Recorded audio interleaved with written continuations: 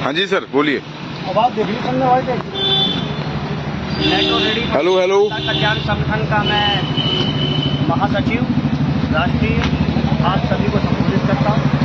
आज जैसा कि आपको पता ही था कि हम रेहड़ी पटरी वाले अपने राष्ट्रीय अध्यक्ष मेट्रो रेहड़ी पटरी दुकानदार कल्याण संगठन के राष्ट्रीय अध्यक्ष हमारे रेहड़ी पटरी के वालों के नेता रविंद्र कुमार द्विवेदी जी के नेतृत्व में हम स्थानीय थाने के एसएचओ से थाना अध्यक्ष से मिलने जा रहे हैं। और इससे पहले इस छोटे से कार्यक्रम में इस छोटे से समूह को, जो कि बहुत बड़ी अहमियत रखता है समूह, उसको रविंद्र कुमार द्विवेदी जी हमारे राष्ट्रीय अध्यक्ष एवं हमारे नेतृत्वकर्ता कुछ पल के लिए कुछ देर के लिए संबोधित करें। मैं आप सभी लोगों को ये बताना चाहता हूँ कि हमारी जो कल आपस में बैठक हुई थी, उसकी चर्चा हुई थी और आज हम फिर एकजुट हुए हैं। ये एकजुटता बताती है कि यदि हमारा एक साथी संकट में है तो सब उसके साथ संकट में साथ खड़े। दूसरा विषय, दिल्ली विश्वविद्यालय के अंदर जो लगातार, चाहे वो पुलिस वाले के माध्यम से हो, चाहे वो नगर निगम के माध्यम से हो, या चाहे किसी अन्य माध्यम से हो, नई नई रेडियो का जो समूह उभर रहा है वो एक बहुत ही गलत परंपरा है। ये दिल्ली विश्वविद्यालय है, यहाँ पर संपूर्ण विश्व के विद्यार्थी पढ़ने आते हैं।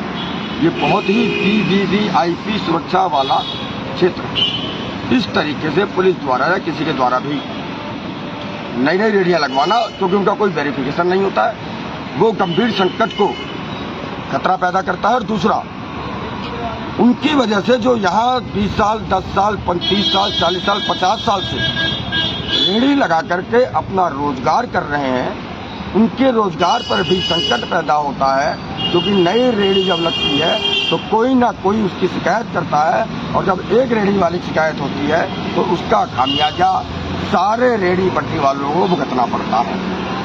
तो कल आपसे चर्चा के बाद आज अखिल भारत हिंदू महासभा के द्वारा दिल्ली, उत्तरी दिल्ली के DCP, सिविल लाइन में बैठने वाले ACP साहब, आपके माननीय मुख्यमंत्री जी, माननीय उपराज्यपाल जी, इन चारों लोगों को ये ज्ञापन अखिल भारत हिंदू महासभा देकर आ चुकी है, जिसमें पैसे के लालच में आकर के जो भी अफसर, सहायक उप निरीक्षक, जोगिंदर ये काम कर रहा है, उसके खिलाफ हमने कठोर कार्रवाई करने की मांग की है। और जैसा कि 1 साल पहले शिव कुमार जी के विरुद्ध इसी प्रकार की एक शिकायत दी गई थी, और उसमें विजिलेंस जांच में हिंदू महासभा ने वहां बयान दर्ज कराया था कि शिकायत का उद्देश्य केवल और केवल दिल्ली विश्वविद्यालय परिसर में जो नई नई रेहड़ियां लगाई जा रही है पुलिस द्वारा, उस पर प्रतिबंध लगाना और दिल्ली विश्वविद्यालय की सुरक्षा व्यवस्था को पुख्ता करना है।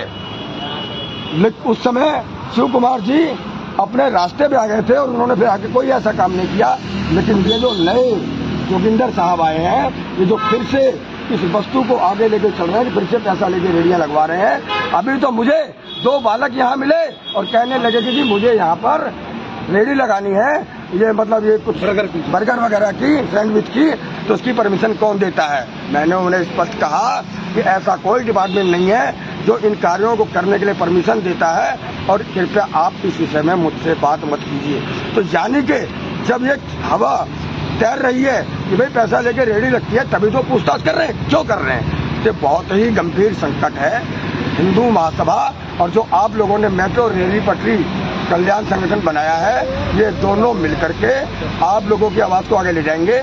मेरा आपको कहना है, जैसे कि हम लोग आज अभी SHO मॉरिस नगर के पास जाने वाले हैं, मेरा एक सुझाव है कि हमें वहां जाने की आवश्यकता नहीं होनी चाहिए, क्योंकि सबसे ऊपर DCP को लेटर जा चुका है, मुख्यमंत्री को जा चुका है, उपराज्यपाल को जा चुका है, और ये थाना मॉरिस नगर का लेटर है, हम ये भी जाके वहां रिसीव करवा